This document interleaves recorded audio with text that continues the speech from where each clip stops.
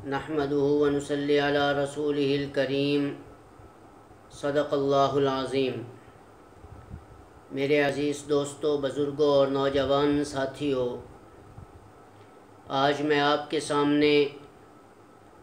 مدارس کے اندر علماء کرام کے کردار کے عنوان سے کچھ اپنی معروضات بیان کروں گا، تاکہ مجھے اور آپ کو اس بات کا یقین اور علم بھی ہو جائے کہ اس دنیا کے اندر، اس خطے کے اندر، اس روئے زمین پر جہاں جہاں بھی دین اور اسلام کے یہ عظیم علمی، عملی، روحانی قلعے موجود ہیں، ان عظیم دینی قلعوں کی برکت سے اللہ نے پوری کائنات کی بقا، اسلام کی بقا، دین کی بقا، قرآن اور حدیث اور فقہ کی بقا بھی اسی مدارس اور ان مساجد کی برکت سے رکھی ہے۔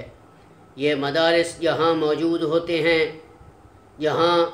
صبح سے لے کر شام تک قال اللہ وقال الرسول کی صدائیں بلند ہوتی رہتی ہیں، وہاں رہنے والوں کو سکون کیسے حاصل نہیں ہوگا؟ ان دینی قلعوں میں رہنے والے علوم کے طلباء کو وہاں اللہ اور اس کے رسول کی محبت اور اللہ اور اس کے رسول کی غلامی اور اللہ کی طرف سے رحمتوں کی بارش کیوں نہیں برسے گی؟ میرے بھائیوں اور دوستو، یہ مدارس ہمیں اسلام کی پہچان کراتے ہیں، یہ مدارس ہمیں دین کی پہچان کراتے ہیں، یہ مدارس ہمیں قرآن کی حقانیت اور حدیث کی پہچان کرواتے ہیں، ہمیں یہ مدارس ہمیں اللہ کی محبت، نبی پاک صلی اللہ علیہ وسلم کی محبت کا سبق دیتے ہیں۔ یہی مدارس ہیں جن کے اندر رہ کر انسان کو سچ کا پتہ چلتا ہے، جھوٹ کا پتہ چلتا ہے،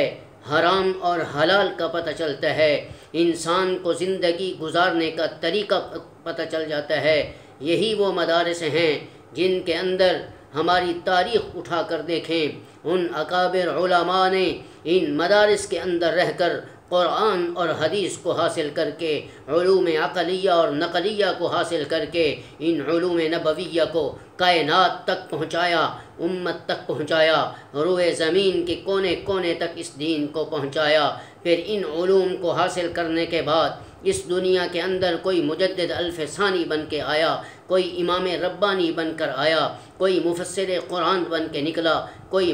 محدث اعظم بن کے ان مدارس سے نکلا، کوئی جناب مسائل کا استنباط کرنے میں مہارت تامہ رکھنے والا، فقہ کا بڑا فقیہ ان مدارس سے نکلا۔ یہی وہ مدارس ہیں جو ہمیں محدثین بھی دیتے ہیں، جو ہمیں قرآن کے حافظ بھی دیتے ہیں، جو ہمیں علماء بھی دیتے ہیں، جو ہمیں امام بھی دیتے ہیں، جو ہمیں دین کا طریقہ بتلانے والے بھی دیتے ہیں۔ یہی وہ مدارس ہیں جو ہمیں نماز کا طریقہ بھی سکھاتے ہیں، جو ہمیں حق اور باطل کے درمیان، لڑائی باطل کے درمیان گفتگو کا طریقہ بھی بتلاتے ہیں کہ حق کو لوگوں کے سامنے کیسے پہنچانا ہے، باطل کے سامنے کیسے ڈٹ جانا ہے۔ یہی ہمیں مدارس سبق دیتے ہیں کہ جو دین، جو اسلام اللہ نے اپنے نبی کو دیا ہے، یہ اسلام اور یہ دین ان مدارس کے اندر رسول اللہ صلی اللہ علیہ وسلم کا پہنچایا ہوا علم جو ہے، یہی مدارس لوگوں تک پہنچا رہے ہیں۔ یہی وہ مدارس ہیں جو ہمارا تعلق رب سے جوڑ دیتے ہیں،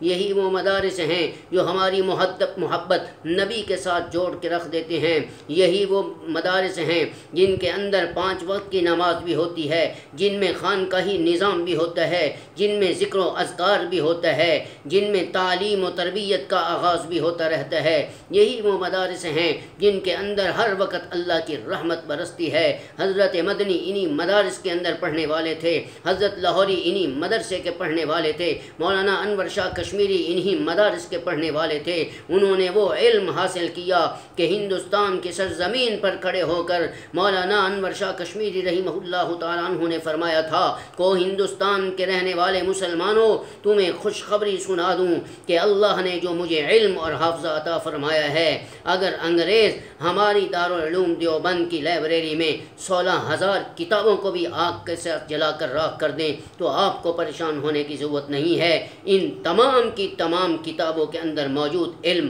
مولانا انور شاہ کشمیری کے سینے سے سے اس کی سینے کے اندر موجود ہے، آنکھوں کے جو ہے وہ اس آنکھوں سے گزر چکا ہے، اور یہ ساری کتابیں مجھے یاد ہیں، کوئی پریشان ہونے کی ضرورت نہیں۔ ان جیسے اکابر بھی اللہ نے اس امت کو دیے ہیں، تو پھر مدارس نے دیے ہیں۔ یہ مدارس کا کمال ہے، یہ مدارس کی اہمیت ہے، جو دن اور رات قال اللہ و قال الرسول کی صدائیں بلند کر رہے ہیں۔ یہ مدارس نہ ہوتے یہ دین نہ ہوتا، یہ مدارس نہ ہوتے یہ اسلام بھی نہ ہوتا۔ یہ مدارس آباد ہیں، پوری کائنات کا خطہ اس کی ان مدارس کی وجہ سے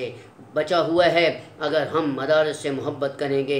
مساجد سے محبت کریں گے، علماء سے محبت کریں گے، پھر اللہ نے جو علم اپنے نبی کو دیا ہے وہ علم مجھے بھی حاصل ہوگا، آپ کو بھی حاصل ہوگا، پوری کائنات کو حاصل ہوگا۔ السلام علیکم ورحمۃ اللہ وبرکاتہ۔